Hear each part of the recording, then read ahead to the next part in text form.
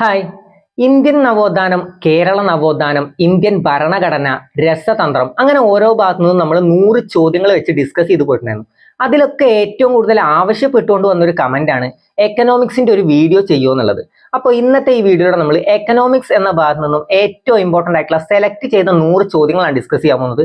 അപ്പോൾ നമുക്ക് നേരെ ആ വീഡിയോയിലേക്ക് കിടക്കാം. അതിനു മുമ്പ് ഈ വീഡിയോ കണ്ടിട്ട് നിങ്ങൾക്ക് ഉപകാരപ്പെട്ടു എന്ന് തോന്നുകയാണെങ്കിൽ മാത്രം ഈ ചാനൽ സബ്സ്ക്രൈബ് ചെയ്യുക. മറക്കാതിരിക്കാൻ വേണമെങ്കിൽ ഇപ്പൊ തന്നെ സബ്സ്ക്രൈബ് ചെയ്തോ. അതുപോലെ തന്നെ നിങ്ങളുടെ അഭിപ്രായങ്ങൾ തീർച്ചയായും കമന്റായി രേഖപ്പെടുത്തുക. അപ്പൊ നമുക്ക് നേരെ വീഡിയോയിലേക്ക് കിടക്കാം.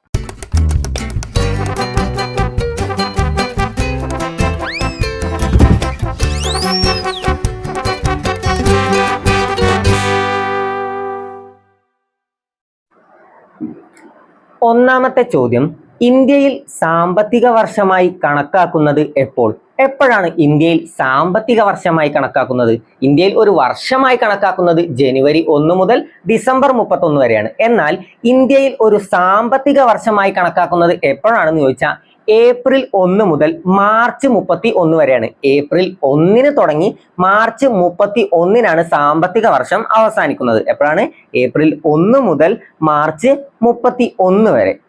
അടുത്ത ചോദ്യം, സമ്പത്തിനെ കുറിച്ചുള്ള പഠനം എന്താണ്? സമ്പത്തിനെ കുറിച്ചുള്ള പഠനം അറിയപ്പെടുന്നത് എന്താണ്? അഫ്നോളജി. എന്താണ്? അഫ്നോളജി. സമ്പത്തിനെ കുറിച്ചുള്ള പഠനം അറിയപ്പെടുന്നത് അഫ്നോളജി എന്നാണ്. സമ്പത്തിനെ കുറിച്ചുള്ള പഠനമാണ് അഫ്നോളജി.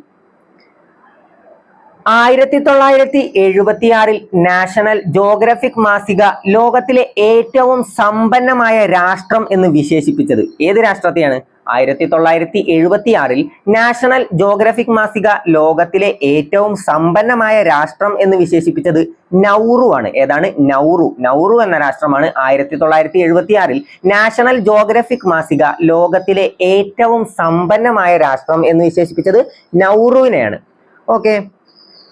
അടുത്ത ചോദ്യം, നൗറുവിന്റെ സമ്പന്നതയ്ക്ക് സഹായകമായത് എന്താണ്? നൗറുവിന്റെ സമ്പന്നതയ്ക്ക് സഹായമായത് ഫോസ്ഫേറ്റ് ഖനനമാണ്. എന്താണ്? ഫോസ്ഫേറ്റിന്റെ ഖനനമാണ് നൗറുവിന്റെ സമ്പന്നതയ്ക്ക് സഹായകമായത്. എന്താണ്? ഫോസ്ഫേറ്റ് ഖനനം.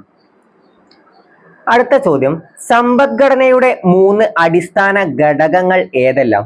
ഏതൊക്കെയാണ് സമ്പദ്ഘടനയുടെ 3 അടിസ്ഥാന ഘടകങ്ങൾ? ഏതൊക്കെയാണ്?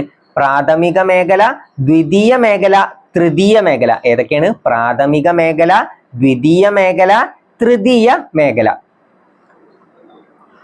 അടുത്ത ചോദ്യം, ആധുനിക സാമ്പത്തിക ശാസ്ത്രത്തിന്റെ പിതാവ് എന്നറിയപ്പെടുന്നത് ആരാണ്? ആധുനിക സാമ്പത്തിക ശാസ്ത്രത്തിന്റെ പിതാവ് എന്നറിയപ്പെടുന്നത് അതെ, ആഡം സ്മിത്ത് ആണ്. ആരാണ്?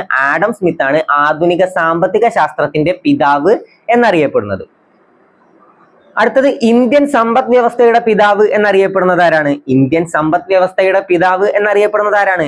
ദാദാബായ് നവറോജിയാണ്. ആരാണ് ഇന്ത്യൻ സമ്പദ് വ്യവസ്ഥയുടെ പിതാവ് എന്നറിയപ്പെടുന്നത്? ദാദാബായ് നവറോജി. അദ്ദേഹം വേറെ എന്തൊക്കെ അറിയപ്പെടുന്നുണ്ടല്ലോ? എന്തൊക്കെയാണ്? ഇന്ത്യയുടെ വന്ധ്യവയോധികൻ എന്നറിയപ്പെടുന്നത് ആരാണ്? ദാദാബായ് നവറോജിയാണ്. ഇന്ത്യയുടെ വന്ധ്യവയോധികൻ എന്നറിയപ്പെടുന്നു. പിന്നെന്താണ്? ഇന്ത്യൻ പൊളിറ്റിക്സിന്റെ പിതാവ് എന്നറിയപ്പെടുന്നത് ആരാണ്? ഇന്ത്യൻ പൊളിറ്റിക്സിന്റെ പിതാവ് എന്നറിയപ്പെടുന്നത് ദാദാബായ് നവറോജിയാണ്.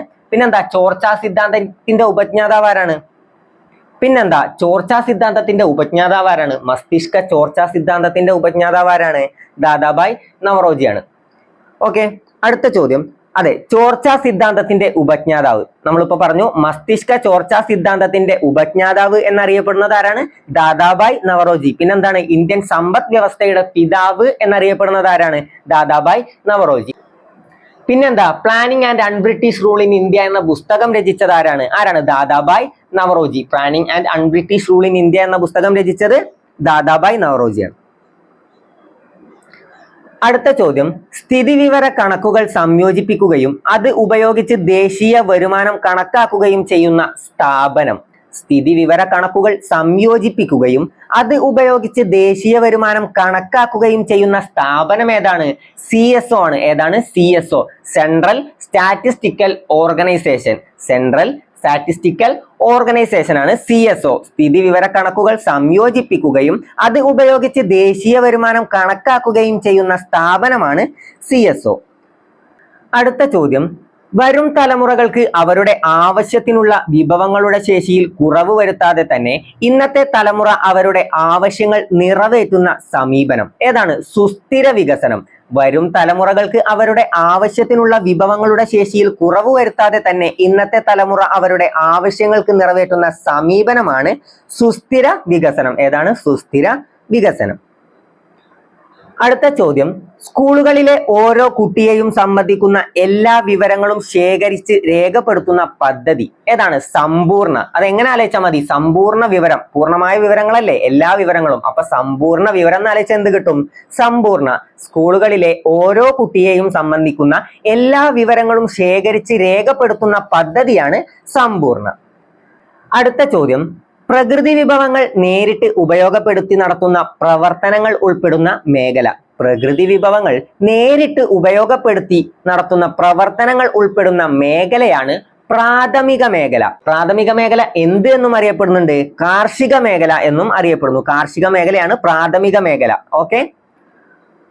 അടുത്ത ചോദ്യം, പ്രാഥമിക മേഖലകൾക്ക് ഉദാഹരണങ്ങൾ ഏതൊക്കെയാണ്? കൃഷിയും അനുബന്ധ പ്രവർത്തനങ്ങളും മത്സ്യബന്ധനം, ഖനനം ഒക്കെ പ്രാഥമിക മേഖലയിൽ ഉൾപ്പെടുന്നതാണ്. എന്താണ്? കൃഷിയും അനുബന്ധ പ്രവർത്തനങ്ങളും മത്സ്യബന്ധനം, ഖനനം എന്നിവ പ്രാഥമിക മേഖലകൾക്ക് ഉദാഹരണമാണ്. അടുത്ത ചോദ്യം, പ്രാഥമിക മേഖലയിലെ ഉൽപ്പന്നങ്ങൾ അസംസ്കൃത വസ്തുവായി ഉപയോഗിച്ച് പുതിയ ഉൽപ്പന്നങ്ങൾ ഉണ്ടാക്കുന്ന പ്രവർത്തനങ്ങൾ ഉൾപ്പെടുന്ന മേഖല ഏതാണ്? ദ്വിതീയ മേഖല. ഏതാണ്? ദ്വിതീയ മേഖല. പ്രാഥമിക മേഖലയിലെ ഉൽപ്പന്നങ്ങൾ അസംസ്കൃത വസ്തുവായി ഉപയോഗിച്ച് പുതിയ ഉൽപ്പന്നങ്ങൾ ഉണ്ടാക്കുന്ന പ്രവർത്തനങ്ങൾ ഉൾപ്പെടുന്ന മേഖലയാണ് ദ്വിതീയ മേഖല അഥവാ വ്യവസായ മേഖല എന്നറിയപ്പെടുന്നത് ഏതാണ്? ദ്വിതീയ മേഖലയാണ്. ഓക്കെ, ദ്വിതീയ മേഖല. ദ്വിതീയ മേഖലയിൽ ഉൾപ്പെടുന്ന പ്രധാന പ്രവർത്തനങ്ങൾ. ദ്വിതീയ മേഖലയിൽ ഉൾപ്പെടുന്ന പ്രധാന പ്രവർത്തനങ്ങൾ ഏതെല്ലാമാണ്? വ്യവസായം, വൈദ്യുതി ഉൽപാദനം, കെട്ടിട നിർമ്മാണം എന്നിവയൊക്കെ ഏതിലാണ്? ദ്വിതീയ മേഖലയിൽ ഉൾപ്പെടുന്നതാണ്. വ്യവസായം, വൈദ്യുതി ഉൽപാദനം, കെട്ടിട നിർമ്മാണം എന്നിവ ഏതിൽ ഉൾപ്പെടുന്നു? ദ്വിതീയ മേഖലയിൽ ഉൾപ്പെടുന്നു.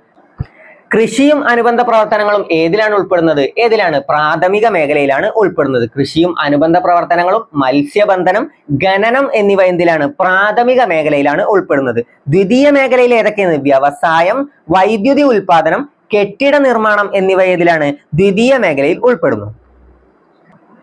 അടുത്ത ചോദ്യം, പ്രാഥമിക ദ്വിതീയ മേഖലകളിലെ ഉൽപ്പന്നങ്ങൾ സംഭരിക്കുന്നതും വിതരണം ചെയ്യുന്നതുമായ പ്രവർത്തനങ്ങൾ ഉൾപ്പെടുന്ന മേഖല ഏതാണ്? തൃതീയ മേഖലയാണ്. ഏതാണ്? തൃതീയ മേഖല. പ്രാഥമിക ദ്വിതീയ മേഖലകളിലെ ഉൽപ്പന്നങ്ങൾ സംഭരിക്കുന്നതും വിതരണം ചെയ്യുന്നതുമായ പ്രവർത്തനങ്ങൾ ഉൾപ്പെടുന്ന മേഖലയാണ് തൃതീയ മേഖല. ഓക്കെ ആണല്ലോ? തൃതീയ മേഖല. തൃതീയ മേഖലയിൽ ഉൾപ്പെടുന്ന പ്രധാന പ്രവർത്തനങ്ങൾ ഏതെല്ലാമാണ്? വ്യാപാരം, ഗതാഗതം, ഹോട്ടൽ, വാർത്താവിനിമയം, സംവരണം, banking, insurance, business, real estate, സാമൂഹ്യ സേവന പ്രവർത്തനങ്ങൾ, വിദ്യാഭ്യാസം, IT ഇതൊക്കെ ഏതിലാണ് ഉൾപ്പെടുന്നത്? തൃതീയ മേഖലയിലാണ് ഉൾപ്പെടുന്നത്. ഏതൊക്കെയാണ്? വ്യാപാരം, ഗതാഗതം, ഹോട്ടൽ, വാർത്താവിനിമയം, സംവരണം, banking, insurance, business, real estate, സാമൂഹ്യ സേവന പ്രവർത്തനങ്ങൾ, വിദ്യാഭ്യാസം, IT എന്നിവ തൃതീയ മേഖലയിൽ ഉൾപ്പെടുന്നു. അടുത്ത ചോദ്യം, സക്കാത്ത് സമ്പ്രദായം എന്തുമായി ബന്ധപ്പെട്ടിരിക്കുന്നു? സക്കാത്ത് സമ്പ്രദായം എന്തുമായി ബന്ധപ്പെട്ടതാണ്? അതെ, ധനവിതരണവുമായി ബന്ധപ്പെട്ടതാണ് സക്കാത്ത് സമ്പ്രദായം. സക്കാത്ത് സമ്പ്രദായം എന്തുമായി ബന്ധപ്പെട്ടതാണ്? ധനവിതരണം.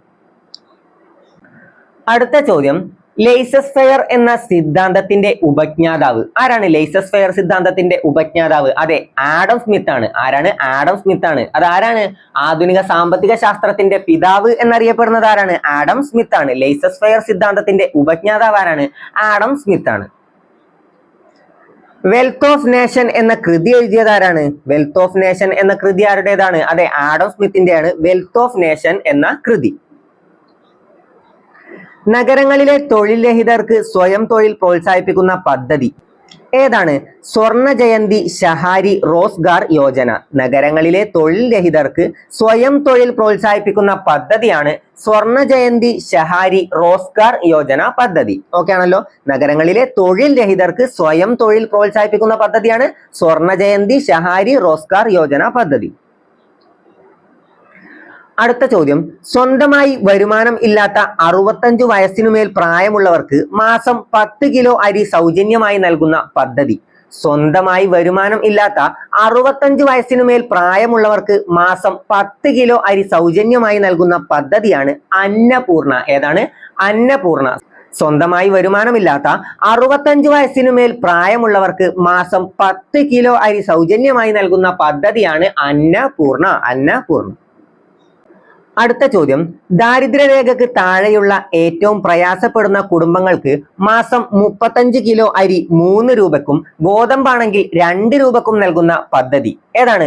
അന്ത്യോദയ അന്നയോജന. അന്ത്യോദയ അന്നയോജന. ദാരിദ്ര്യരേഖക്ക് താഴെയുള്ള ഏറ്റവും പ്രയാസപ്പെടുന്ന കുടുംബങ്ങൾക്ക് മാസം 35 കിലോ അരി 3 രൂപയ്ക്കും ഗോതമ്പാണെങ്കിൽ 2 രൂപക്കും നൽകുന്ന പദ്ധതിയാണ് അന്ത്യോദയ അന്നയോജന.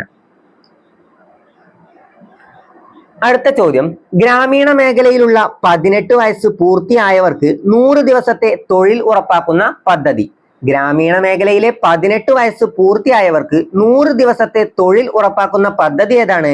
മഹാത്മാഗാന്ധി ഗ്രാമീണ തൊഴിലുറപ്പ് പദ്ധതി. മഹാത്മാഗാന്ധി ഗ്രാമീണ തൊഴിലുറപ്പ് പദ്ധതിയാണ് ഗ്രാമീണ മേഖലയിലുള്ള 18 വയസ്സ് പൂർത്തിയായവർക്ക് 100 ദിവസത്തെ തൊഴിൽ ഉറപ്പാക്കുന്ന പദ്ധതി. അടുത്ത ചോദ്യം, എല്ലാ ഗവൺമെന്റ് എയ്ഡഡ് സ്കൂളുകളിലും ഉച്ചഭക്ഷണ പരിപാടിയിൽ ഉൾപ്പെടുത്തിയിരിക്കുന്നത് എത്രാം ക്ലാസ് വരെയുള്ള കുട്ടികളെയാണ്? എത്രാം ക്ലാസ് വരെയാണ്? 8ാം ക്ലാസ് വരെയുള്ള കുട്ടികളെയാണ് എല്ലാ ഗവൺമെന്റ് എയ്ഡഡ് സ്കൂളുകളിലും ഉച്ചഭക്ഷണ പരിപാടിയിൽ ഉൾപ്പെടുത്തിയിരിക്കുന്നത്. എത്രാം ക്ലാസ് വരെയാണ്? 8ാം ക്ലാസ് വരെ. അടുത്ത ചോദ്യം, സ്വയം സഹായ സംഘങ്ങൾക്ക് സബ്സിഡിയുള്ള ബാങ്ക് വായ്പ ലഭ്യമാക്കുന്ന പദ്ധതി. സ്വയം സഹായ സംഘങ്ങൾക്ക് സബ്സിഡിയുള്ള ബാങ്ക് വായ്പ ലഭ്യമാക്കുന്ന പദ്ധതി ഏതാണ്? ദേശീയ ഗ്രാമീണ ഉപജീവന ദൗത്യം. ദേശീയ ഗ്രാമീണ ഉപജീവന ദൗത്യം. അടുത്ത ചോദ്യം, 6 വയസ്സിൽ താഴെയുള്ള കുട്ടികൾ, ഗർഭിണികൾ, മുലയൂട്ടുന്ന അമ്മമാർ എന്നിവർക്ക് അംഗൻവാടി മുഖേന പോഷകാഹാരം ലഭ്യമാക്കുന്ന പദ്ധതി ഏതാണ്? സംയോജിത ശിശു വികസന പദ്ധതി. സംയോജിത ശിശു വികസന പദ്ധതിയാണ് 6 വയസ്സിൽ താഴെയുള്ള കുട്ടികൾ, ഗർഭിണികൾ, മുലയൂട്ടുന്ന അമ്മമാർ എന്നിവർക്ക് അംഗൻവാടി മുഖേന പോഷകാഹാരം ലഭ്യമാക്കുന്ന പദ്ധതി. സംയോജിത ശിശു വികസന പദ്ധതി. അടുത്ത ചോദ്യം, സാമ്പത്തിക ശാസ്ത്ര തത്വങ്ങൾ എന്ന പുസ്തകം രചിച്ചത്. സാമ്പത്തിക ശാസ്ത്ര തത്വങ്ങൾ എന്ന പുസ്തകം രചിച്ചത് ആരാണ്? ആൽഫ്രഡ് മാർഷൽ ആണ്. ആരാണ്? Alfred marshal. സാമ്പത്തിക ശാസ്ത്ര തത്വങ്ങൾ എന്ന പുസ്തകം രചിച്ചത് ആൽഫ്രഡ് മാർഷൽ ആണ്. മൂലധനം എന്ന കൃതി രചിച്ചത് ആരാണ്? മൂലധനം എന്ന കൃതി രചിച്ചത് അതെ, കാൾ മാർക്സ് ആണ്. കാൾ മാർക്സ് ആണ് മൂലധനം എന്ന കൃതി രചിച്ചത്. അടുത്ത ചോദ്യം, അതിരില്ലാത്ത ആവശ്യങ്ങളും പരിമിതമായ വിഭവങ്ങളും എന്ന പ്രബന്ധം അവതരിപ്പിച്ചത് ആരാണ്? ലയണൽ റോബിൻസ് ആണ്. അതിരില്ലാത്ത ആവശ്യങ്ങളും പരിമിതമായ വിഭവങ്ങളും എന്ന പ്രബന്ധം അവതരിപ്പിച്ചത് ലയണൽ റോബിൻസ്. ആരാണ്? ലയണൽ റോബിൻസ് ആണ്. അടുത്ത ചോദ്യം, ഒരു രാജ്യത്തിന്റെ സാമ്പത്തിക ഭദ്രത മികച്ച സാമ്പത്തിക ആസൂത്രണത്തിന്റെയും ശരിയായ വിഭവ വിനിയോഗത്തിന്റെയും ഫലമാണെന്ന് ആശയം കൊണ്ടുവന്നത് ആരാണ്?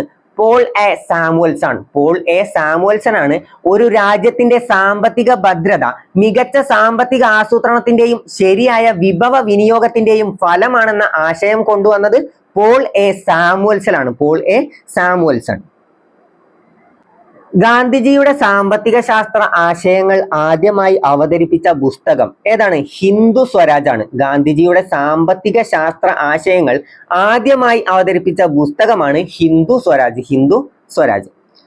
അടുത്ത ചോദ്യം, ട്രസ്റ്റിഷിപ്പ് എന്ന ആശയത്തിന്റെ ഉപജ്ഞാതാവ് ആരാണ്? മഹാത്മാഗാന്ധിയാണ്. ട്രസ്റ്റിഷിപ്പ് എന്ന ആശയത്തിന്റെ ഉപജ്ഞാതാവ് മഹാത്മാഗാന്ധിയാണ്. അടുത്ത ചോദ്യം, 1998 സാമ്പത്തിക ശാസ്ത്രത്തിൽ നൊബേൽ സമ്മാനം ലഭിച്ച ഇന്ത്യക്കാരൻ ആരാണ്? അമർത്യ സെൻ. ആരാണ്? അമർത്യ സെൻ ആണ് 1998 സാമ്പത്തിക ശാസ്ത്രത്തിൽ നൊബേൽ സമ്മാനം ലഭിച്ച ഇന്ത്യക്കാരൻ. ആരാണ്? അമർത്യ സെൻ. അടുത്ത ചോദ്യം, ക്ഷേമ സാമ്പത്തിക ശാസ്ത്രത്തിന്റെ ഉപജ്ഞാതാവ് ആരാണ്? അമർത്യ സെൻ ആണ്. ക്ഷേമ സാമ്പത്തിക ശാസ്ത്രത്തിന്റെ ഉപജ്ഞാതാവ് എന്നറിയപ്പെടുന്നത് അമർത്യ സെൻ ആണ്. ആരാണ്? അമർത്യ സെൻ. ബ്രിട്ടീഷ് ചൂഷണവും ഇന്ത്യയുടെ വികസന മുരടിപ്പും എങ്ങനെ തരണം ചെയ്യാമെന്ന് ചർച്ച ചെയ്ത INC സമ്മേളനം ഏതാണ്? 1931 കറാച്ചി സമ്മേളനത്തിലാണ് ബ്രിട്ടീഷ് ചൂഷണവും ഇന്ത്യയുടെ വികസന മുരടിപ്പും എങ്ങനെ തരണം ചെയ്യാമെന്ന് ചർച്ച ചെയ്ത സമ്മേളനം ഏതാണ്? 1931 കറാച്ചി സമ്മേളനമാണ്. അടുത്ത ചോദ്യം, ജവഹർലാൽ നെഹ്റുവിന്റെ നേതൃത്വത്തിൽ ദേശീയ ആസൂത്രണ സമിതി രൂപീകരിച്ച വർഷം. എപ്പോഴാണ് ജവഹർലാൽ നെഹ്റുവിന്റെ നേതൃത്വത്തിൽ ദേശീയ ആസൂത്രണ സമിതി രൂപീകരിച്ചത്? എപ്പോഴാണ്? 1938 ദേശീയ ആസൂത്രണ സമിതി രൂപീകരിച്ചത്. ഒരു സംഘം വ്യവസായികൾ ചേർന്ന് ബോംബെ പ്ലാൻ തയ്യാറാക്കിയ വർഷം. എപ്പോഴാണ്? 1944 എപ്പോഴാണ്? 1944 ബോംബെ പ്ലാൻ തയ്യാറാക്കിയത്. ഇന്ത്യൻ ആസൂത്രണത്തിന്റെ പിതാവ് എന്നറിയപ്പെടുന്നത് ആരാണ്? ആരാണ് ഇന്ത്യൻ ആസൂത്രണത്തിന്റെ പിതാവ് എന്നറിയപ്പെടുന്നത്? എം വിശ്വേശ്വരയ്യ. ആരാണ്? എം വിശ്വേശ്വരയ്യയാണ് ഇന്ത്യൻ ആസൂത്രണത്തിന്റെ പിതാവ് എന്നറിയപ്പെടുന്നത്. ഇന്ത്യൻ എഞ്ചിനീയറിംഗിന്റെ പിതാവ് എന്നറിയപ്പെടുന്നത് ആരാണ്? അതും എം വിശ്വേശ്വരയ്യയാണ്. ഇന്ത്യൻ എഞ്ചിനീയറിംഗിന്റെ പിതാവ് എന്നും ഇന്ത്യൻ ആസൂത്രണത്തിന്റെ പിതാവ് എന്നും അറിയപ്പെടുന്നത് ആരാണ്? എം വിശ്വേശ്വരയ്യ. ഇന്ത്യൻ ആസൂത്രിത സമ്പദ് വ്യവസ്ഥ പ്ലാൻഡ് എക്കണോമി ഫോർ ഇന്ത്യ എന്ന ഗ്രന്ഥം രചിച്ചത് ആരാണ്? എം വിശ്വേശ്വരയ്യ. വളരെ റിപ്പീറ്റ് ചെയ്ത് വന്നൊരു ചോദ്യമാണ്. പ്ലാൻഡ് എക്കണോമി ഫോർ ഇന്ത്യ എന്ന ഗ്രന്ഥം രചിച്ചത് ആരാണ്? എം വിശ്വേശ്വരയ്യ. ആരാണ്? എം വിശ്വേശ്വരയ്യ. ഇന്ത്യൻ ആസൂത്രണ കമ്മീഷൻ രൂപീകരിച്ചത് എപ്പോഴാണ്? 1950 മാർച്ച് 15 ഇന്ത്യൻ ആസൂത്രണ കമ്മീഷൻ രൂപീകരിച്ചത്. 1950 മാർച്ച് 15. ആസൂത്രണ കമ്മീഷന്റെ ആദ്യ അധ്യക്ഷൻ ആരാണ്? ജവഹർലാൽ നെഹ്റു ആണ് ആസൂത്രണ കമ്മീഷന്റെ ആദ്യ അധ്യക്ഷൻ. ആരാണ്? ജവഹർലാൽ നെഹ്റു. ആസൂത്രണ കമ്മീഷന്റെ ആദ്യ ഉപാധ്യക്ഷൻ ആരാണ്? ഗുൽസാരിലാൽ നന്ദയാണ്. ആസൂത്രണ കമ്മീഷന്റെ ആദ്യ ഉപാധ്യക്ഷൻ ഗുൽസാരിലാൽ നന്ദ. അടുത്ത ചോദ്യം, ഇന്ത്യ സ്വീകരിച്ച ആസൂത്രണ മാതൃക ഏത് രാജ്യത്തിൽ നിന്നാണ്? എന്താണ്? ഇന്ത്യ സ്വീകരിച്ച ആസൂത്രണ മാതൃക ഏത് രാജ്യത്തിൽ നിന്നാണ്? ഏതാണ്? Soviet Union. ഏതാണ്? Soviet Union. അടുത്ത ചോദ്യം, അണക്കെട്ടുകൾ ഇന്ത്യയുടെ വികസനത്തിന്റെ മഹാക്ഷേത്രങ്ങളാണ് എന്ന് പറഞ്ഞത് ആരാണ്? ആരാണ്? ജവഹർലാൽ നെഹ്റു ആണ് അണക്കെട്ടുകൾ ഇന്ത്യയുടെ വികസനത്തിന്റെ മഹാക്ഷേത്രങ്ങളാണ് എന്ന് പറഞ്ഞത്. ബക്രാനങ്കൽ അണക്കെട്ട് ഉദ്ഘാടനം ചെയ്യുന്ന വേളയിലാണ് ജവഹർലാൽ നെഹ്റു ഇങ്ങനെ പറഞ്ഞത്. അടുത്ത ചോദ്യം, ഒന്നാം പഞ്ചവത്സര പദ്ധതി ഊന്നൽ നൽകിയ മേഖല ഏതാണ്? കാർഷിക മേഖല. ഏതാണ്? കാർഷിക മേഖലക്കാണ് ഒന്നാം പഞ്ചവത്സര പദ്ധതി ഊന്നൽ നൽകിയത്. ഒന്നാം പഞ്ചവത്സര പദ്ധതിയുടെ നടത്തിപ്പിൽ പ്രധാന പങ്ക് വഹിച്ച മലയാളി ആരാണ്? KN രാജാണ്. ഒന്നാം പഞ്ചവത്സര പദ്ധതിയുടെ നടത്തിപ്പിൽ പ്രധാന പങ്ക് വഹിച്ച മലയാളി ആര് എന്ന് ചോദിച്ചാൽ KN രാജാണ്. മഹലനോബിസ് മാതൃക എന്നറിയപ്പെടുന്ന പദ്ധതി ഏതാണ്? രണ്ടാം പഞ്ചവത്സര പദ്ധതിയാണ്. രണ്ടാം പഞ്ചവത്സര പദ്ധതിയാണ് മഹലനോബിസ് മാതൃക എന്നറിയപ്പെടുന്ന പദ്ധതി. ഏതാണ്? രണ്ടാം പഞ്ചവത്സര പദ്ധതി. ഇന്ദിരാഗാന്ധി ഗരീബി ഹട്ടാവോ എന്ന ആഹ്വാനം ചെയ്തത് ഏതു പദ്ധതിയിലാണ്? ഗരീബി ഹട്ടാവോ എന്ന ആഹ്വാനം ചെയ്തത് ഏതു പദ്ധതിയിലാണ്? അഞ്ചാം പഞ്ചവത്സര പദ്ധതി. ഏതാണ്? അഞ്ചാം പഞ്ചവത്സര പദ്ധതിയിലാണ് ഗരീബി ഹട്ടാവോ എന്ന് ആഹ്വാനം ചെയ്തത്. ഇന്ത്യൻ ഹരിത വിപ്ലവത്തിന്റെ പിതാവ് എന്നറിയപ്പെടുന്നത് ആരാണ്? ഡോക്ടർ MS സ്വാമിനാഥനാണ് ഇന്ത്യൻ ഹരിത വിപ്ലവത്തിന്റെ പിതാവ് എന്നറിയപ്പെടുന്നത്. ഇന്ത്യൻ ഹരിത വിപ്ലവത്തിന്റെ പിതാവ് എന്നറിയപ്പെടുന്നത് ആരാണ്? Doctor MS Swaminathan. ധവള വിപ്ലവം എന്തുമായി ബന്ധപ്പെട്ടിരിക്കുന്നു? ധവള വിപ്ലവം എന്തുമായി ബന്ധപ്പെട്ടതാണ്? പാലുൽപാദനം. ധവള വിപ്ലവം പാലുൽപാദനവുമായി ബന്ധപ്പെട്ടതാണ്.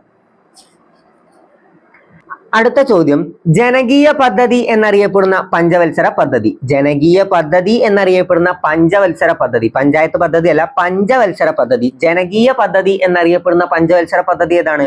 9ാം പഞ്ചവത്സര പദ്ധതിയാണ്. ജനകീയ പദ്ധതി എന്നറിയപ്പെടുന്ന പഞ്ചവത്സര പദ്ധതിയാണ് 9ാം പഞ്ചവത്സര പദ്ധതി. അടുത്ത ചോദ്യം, ആസൂത്രണ കമ്മീഷന് പകരം നിലവിൽ വന്ന സംവിധാനം ഏതാണ്? നീതി ആയോഗാണ്. ഏതാണ്? നീതി ആയോഗാണ് ആസൂത്രണ കമ്മീഷന് പകരം നിലവിൽ വന്ന സംവിധാനം. നീതി ആയോഗ് നിലവിൽ വന്ന വർഷം എപ്പോഴാണ്? 2015 ജനുവരി 1 2015 ജനുവരി 1 നീതി ആയോഗ് നിലവിൽ വന്നത്. നീതി ആയോഗിന്റെ ആദ്യ അധ്യക്ഷൻ ആരാണ്? നരേന്ദ്രമോദിയാണ് നീതി ആയോഗിന്റെ ആദ്യ അധ്യക്ഷൻ. ഉൽപാദിപ്പിക്കപ്പെടുന്ന അന്തിമ സാധനങ്ങളുടെയും സേവനങ്ങളുടെയും പണമൂല്യം എന്താണ്? മൊത്ത ദേശീയ ഉൽപ്പന്നം. ഉൽപാദിപ്പിക്കപ്പെടുന്ന അന്തിമ സാധനങ്ങളുടെയും സേവനങ്ങളുടെയും പണമൂല്യമാണ് മൊത്തം ദേശീയ ഉൽപ്പന്നം എന്നറിയപ്പെടുന്നത്. എന്താണ്? മൊത്ത ദേശീയ ഉൽപ്പന്നം. മേഖലകൾ തിരിച്ചുള്ള സാമ്പത്തിക വിശകലനത്തിന് ദേശീയ വരുമാനത്തിന്റെ ഏറ്റവും ഉചിതമായ ആശയം ഏതാണ്? മൊത്ത ആഭ്യന്തര ഉൽപ്പന്നം. മൊത്ത ആഭ്യന്തര ഉൽപ്പന്നമാണ് മേഖലകൾ തിരിച്ചുള്ള സാമ്പത്തിക വിശകലനത്തിന് ദേശീയ വരുമാനത്തിന്റെ ഏറ്റവും ഉചിതമായ ആശയമാണ് മൊത്ത ആഭ്യന്തര ഉൽപ്പന്നം. യന്ത്ര സാമഗ്രികളും മറ്റു സാധനങ്ങളും ഒക്കെ ഉപയോഗിക്കുമ്പോൾ പഴക്കം കൊണ്ടുണ്ടാകുന്ന തേയ്മാനം പരിഹരിക്കാൻ ആവശ്യമായ ചെലവ് എന്താണ് അറിയപ്പെടുന്നത്? തേയ്മാന ചെലവ്. എന്താണ് തേയ്മാന ചെലവ്? യന്ത്ര സാമഗ്രികളും മറ്റു സാധനങ്ങളും ഒക്കെ ഉപയോഗിക്കുമ്പോൾ പഴക്കം കൊണ്ടുണ്ടാകുന്ന തേയ്മാനം പരിഹരിക്കാൻ ആവശ്യമായ ചെലവാണ് തേയ്മാന ചെലവ്. കാണാൻ കഴിയാത്ത ഒരു ആസ്തിക്ക് ഉദാഹരണം ഏതാണ്? ഭൗതിക മൂലധനം. കാണാൻ കഴിയാത്ത ഒരു ആസ്തിക്ക് ഉദാഹരണമാണ് ഭൗതിക മൂലധനം. ഇന്ത്യയിൽ റിസർവ് ബാങ്ക് പ്രവർത്തനം ആരംഭിച്ചത് എപ്പോഴാണ്? 1935 ഏപ്രിൽ 1-നാണ്. 1935 ഏപ്രിൽ 1-നാണ് ഇന്ത്യയിൽ റിസർവ് ബാങ്ക് പ്രവർത്തനം ആരംഭിച്ചത്. ഇന്ത്യയിലെ ഏറ്റവും വലിയ വാണിജ്യ ബാങ്ക് ഏതാണ്? State bank of India. ഇന്ത്യയിലെ ഏറ്റവും വലിയ വാണിജ്യ ബാങ്കാണ് സ്റ്റേറ്റ് ബാങ്ക് ഓഫ് ഇന്ത്യ. 1 രൂപ ഒഴികെയുള്ള മറ്റെല്ലാ നോട്ടുകളിലും ഒപ്പിടുന്നത് ആരാണ്? Reserve bank ഗവർണറാണ്. 1 രൂപ ഒഴികെയുള്ള മറ്റെല്ലാ നോട്ടുകളിലും ഒപ്പിടുന്നത് റിസർവ് ബാങ്ക് ഗവർണറാണ്. 1 രൂപ നോട്ടിൽ ഒപ്പിടുന്നത് ആരാണ്? ധനകാര്യ സെക്രട്ടറിയാണ്. 1 രൂപ നോട്ടിൽ ഒപ്പിടുന്നത് ധനകാര്യ സെക്രട്ടറിയും 1 രൂപ നോട്ട് ഒഴികെ മറ്റെല്ലാ നോട്ടുകളിലും ഒപ്പിടുന്നത് റിസർവ് ബാങ്ക് ഗവർണറും ആണ്. റിസർവ് ബാങ്കിന്റെ ആദ്യത്തെ ഗവർണർ ആരാണ്? സർ ഓസ്ബോൺ സ്മിത്ത് ആണ്. സർ ഓസ്ബോൺ സ്മിത്ത് ആണ് റിസർവ് ബാങ്കിന്റെ ആദ്യത്തെ ഗവർണർ. ഓക്കെ. ഇന്ത്യയിലെ ആദ്യത്തെ ബാങ്ക് ഏതാണ്? Bank of Hindustan. എപ്പോഴാണ് ആരംഭിച്ചത്? 1770-ലാണ്. ഇന്ത്യയിലെ ആദ്യത്തെ ബാങ്കാണ് ബാങ്ക് ഓഫ് ഹിന്ദുസ്ഥാൻ. 1770-ലാണ് ആരംഭിച്ചത്.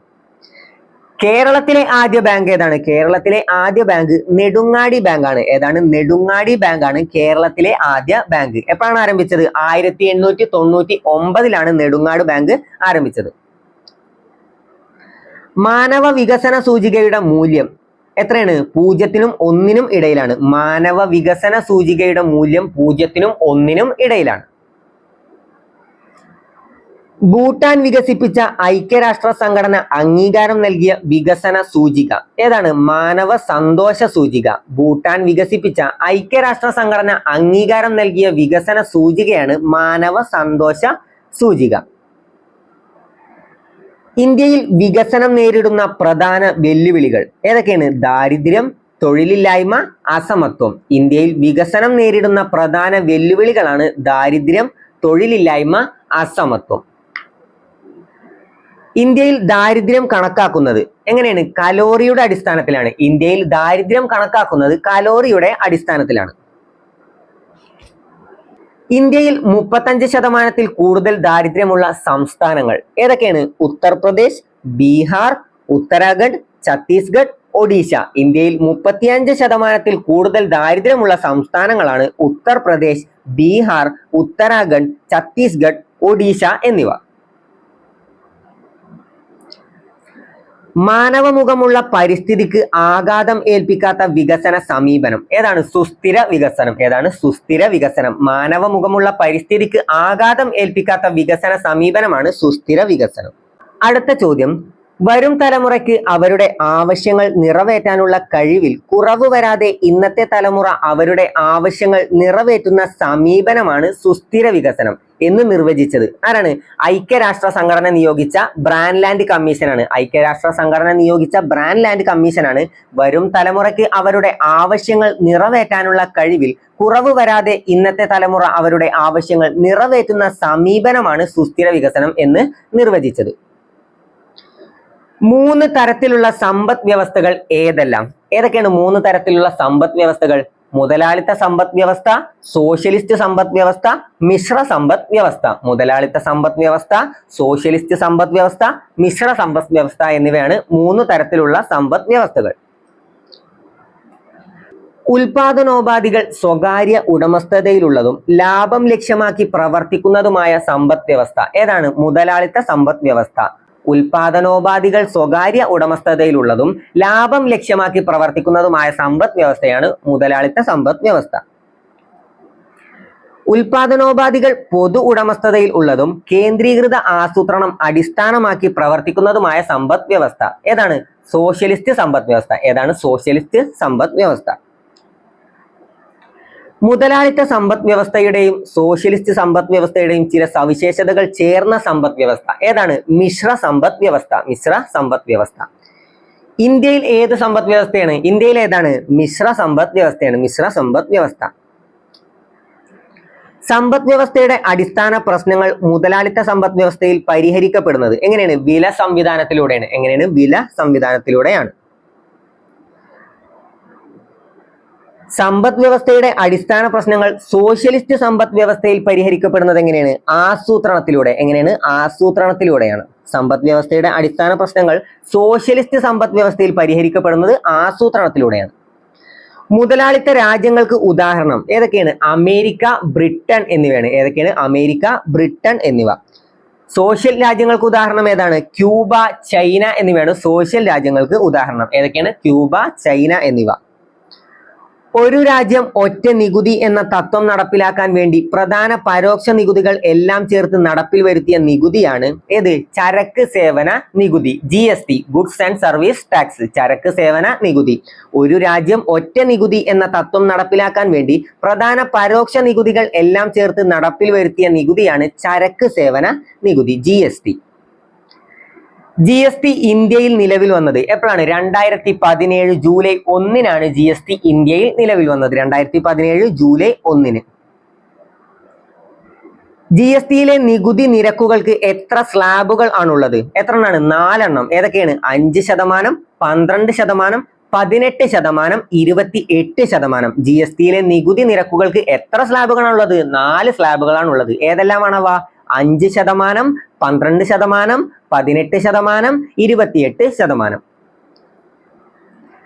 നികുതിക്ക് മേൽ ചുമത്തുന്ന അധിക നികുതിയാണ് ഏത്? സർചാർജ്. നികുതിക്ക് മേൽ ചുമത്തുന്ന അധിക നികുതിയാണ് സർചാർജ്.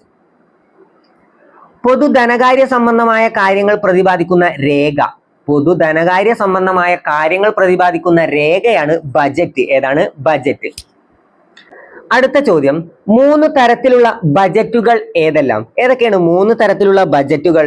സന്തുലിത ബജറ്റ്, മിച്ച ബജറ്റ്, കമ്മി ബജറ്റ്. കമ്മിറ്റി അല്ല, കമ്മി ബജറ്റ് ആണ്. 3 തരത്തിലുള്ള ബജറ്റുകൾ ഏതെല്ലാമാണ്? സന്തുലിത ബജറ്റ്, മിച്ച ബജറ്റ്, കമ്മി ബജറ്റ്. വരുമാനവും ചെലവും തുല്യമായി വരുന്ന ബജറ്റാണ് ഏത്? സന്തുലിത ബജറ്റ്. വരുമാനവും ചെലവും തുല്യമായി വരുന്ന ബജറ്റാണ് സന്തുലിത ബജറ്റ്.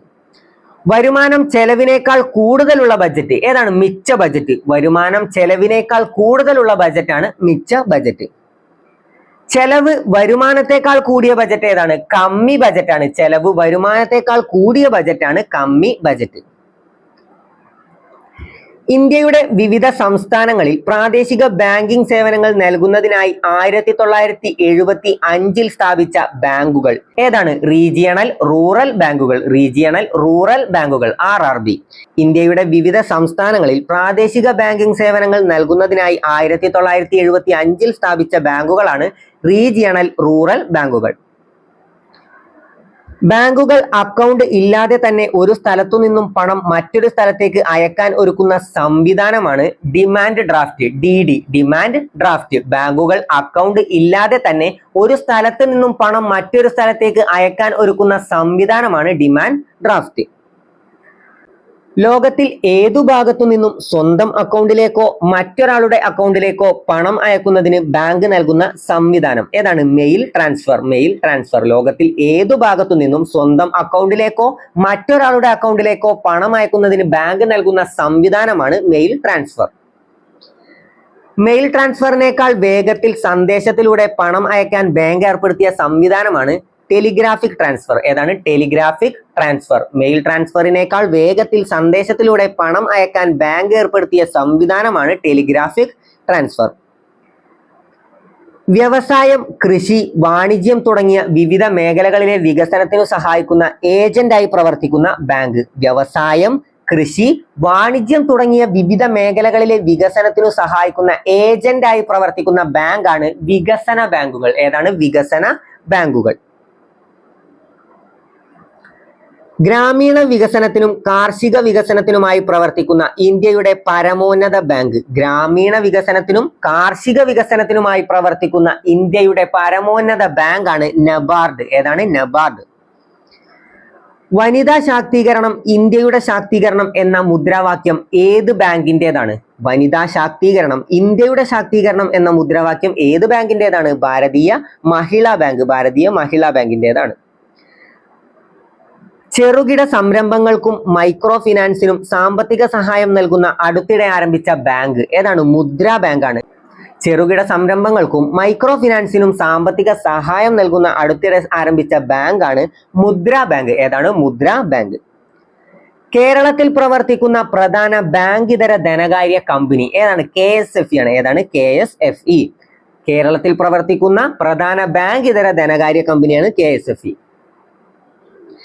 ഇന്ത്യയിലെ ഏറ്റവും പ്രധാന ഇൻഷുറൻസ് സ്ഥാപനം ഏതാണ്? Life insurance corporation of India. LIC. Life insurance corporation of ഇന്ത്യയാണ് ഇന്ത്യയിലെ ഏറ്റവും പ്രധാന ഇൻഷുറൻസ് സ്ഥാപനം. ഏതാണ്? LIC. Life insurance corporation of India.